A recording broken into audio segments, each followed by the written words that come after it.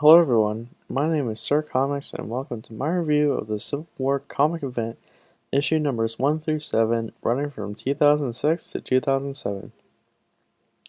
Civil War was a limited series featuring pretty much every character in the Marvel Universe and had major ramifications for the Marvel Universe, including the deaths of many major characters. I will give you guys a breakdown of the Civil War comics and the effects it had on the Marvel Universe. Civil War begins with a street-level team of superheroes filming a reality television show hunting a team of supervillains, who have been rumored to have taken down the Hulk.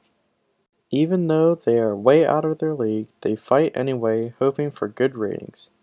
However, the villain Nitro uses his power of explosion to blow himself up, taking out a school nearby. In the aftermath of the explosion, Tony Stark and Reed Richards become advocates for the Superhero Registration Act, forcing superheroes to register as S.H.I.E.L.D. agents and work for the government. Although the superhero community is divided, it is not until Captain America escapes from S.H.I.E.L.D. and refuses to work with them that the opposing sides become divided. Captain America creates his own Secret Avengers, operating out of Nick Fury's secret hideout. Meanwhile, Tony and other superheroes work to enforce the new Superhero Registration Act, along with S.H.I.E.L.D., imprisoning any superhero who is found operating without permission. The first major game changer on either side comes when Spider-Man reveals himself to the world as Peter Parker in favor of the Registration Act. Iron Man sees this as a major victory for his side and arranges a meeting with the Secret Avengers, including members like Cap, Daredevil, Goliath, among others.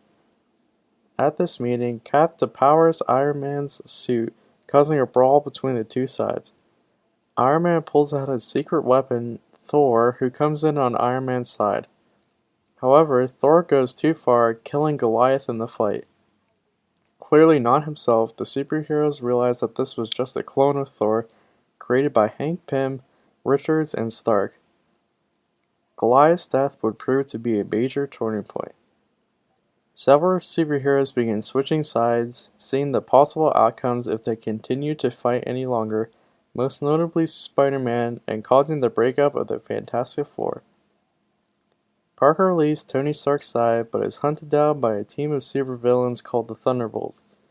The Punisher saves him from the supervillains and takes him back to the Secret Avengers.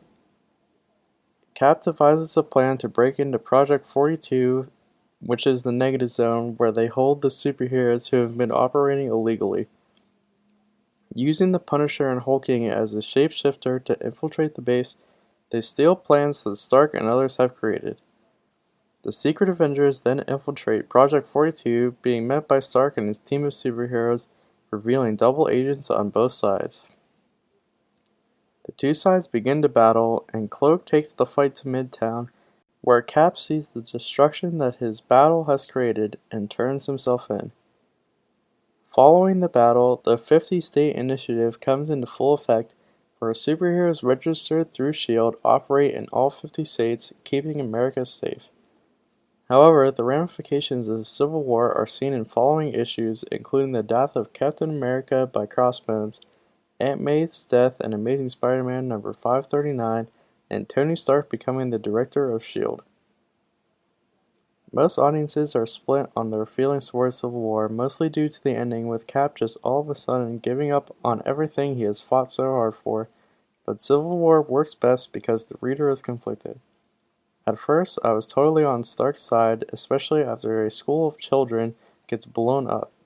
It seems like training and registration would be necessary. However, their methods throughout the arc are misguided, and by the end, I was on Cap's side. Sometimes it is hard to see superheroes who are supposed to be fighting for justice fighting each other, but that's what the brilliance of Civil War is. It gives the reader a conflicted mind, and it uses emotional elements to almost toy with the reader. Civil War is probably going to get more reads, especially in the months leading up to the film adaptation. However, this film will be nothing like what it is in the comics. There are too many continuity errors in the MCU to make a straight-up adaptation, but it is still always good to have a basis of what the story will be. Alright Marvel fans, what do you think of Civil War? Let me know in the comment section below and be sure to subscribe. Check out my thoughts on the Civil War trailer, which will be in the description below. Thanks for watching and keep comicsing.